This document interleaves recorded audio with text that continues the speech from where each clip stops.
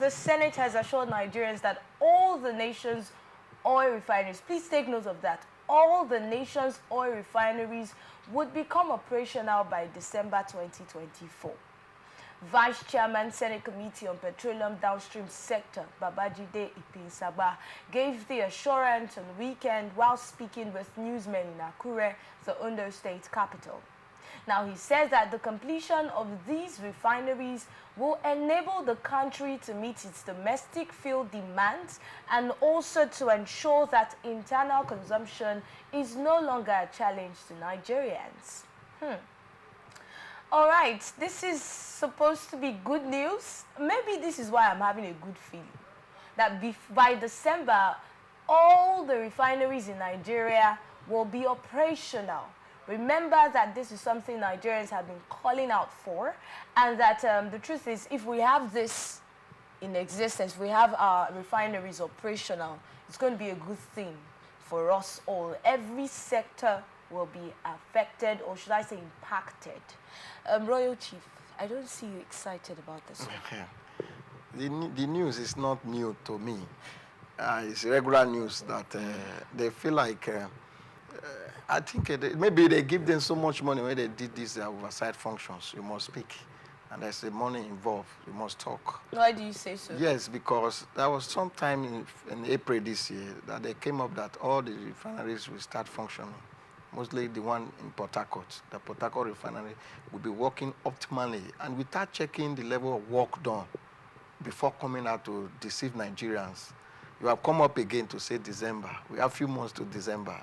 And the person that is speaking is not the technical head of any of these refineries. It may be only based on report he might have gathered.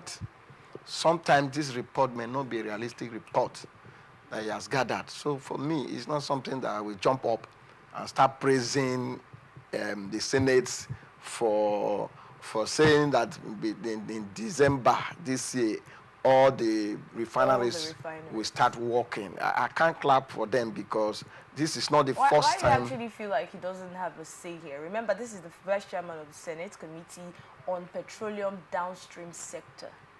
So this is not just anybody making a statement that he wants Nigeria to smile to.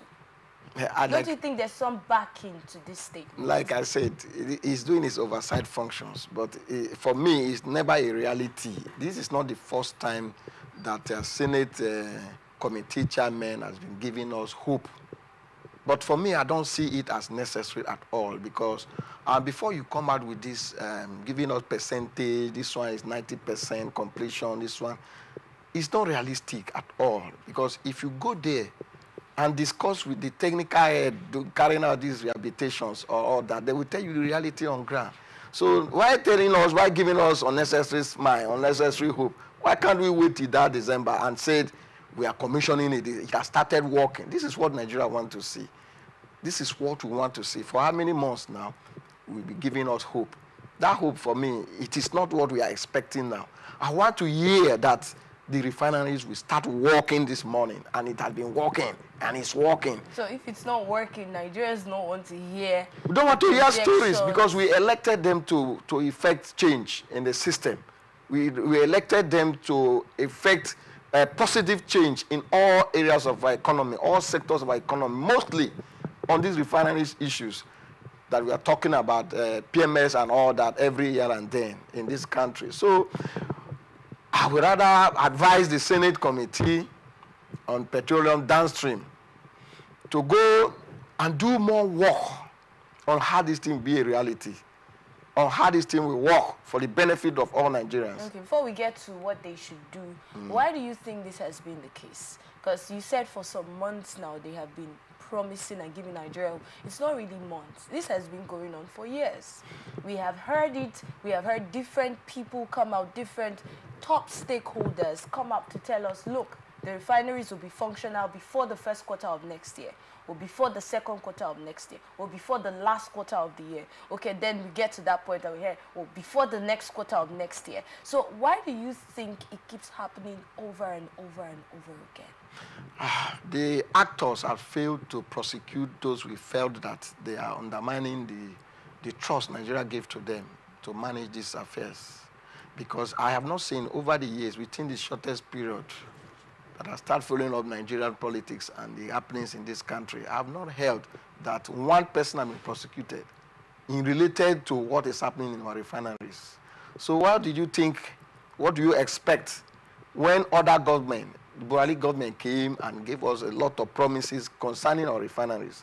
Have you heard any day that anti-graft agency arrested anybody that may have sabotaged the system or embezzled the money? Because I don't see the challenges we may have. Is it that there is no money? Is it that we don't have people? We actually have spent so much money. There are times when we're told the amount allocated to rehabilitation of these refineries, especially the Port Harcourt refinery, and then at the end of the day, we see it's still there. The people involved in this, should they, I think the anti-graft agency to re-strategize their pattern. They should re-strategize their doings and focus on what is necessary for Nigerians.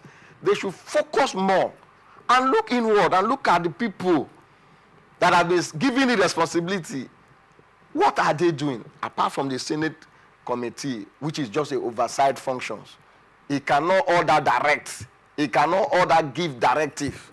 It's an oversight function. Maybe they came to his office. Maybe in either way they provide information for him. Do you see pictures him supervising the job on site, seeing things by himself and his team of senators? Do you see any pictures in whatsoever that, oh, we were in Port Harcourt, Kaduna refinery, we were there today, oh, we saw this. Okay, show me that pump. How the level of this pump? When is it started working?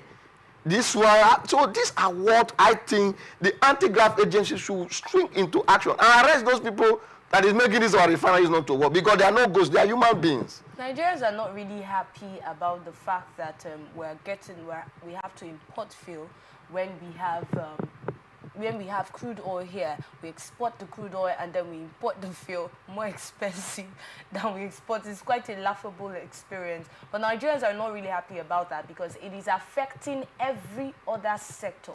Whenever there's a hike in petrol price, every other sector is affected. The food goes up, there's inflation everywhere. So why do you think that we really haven't come out to hold these people accountable for all the promises that they have made, and then at the end of the day, we do not see the results?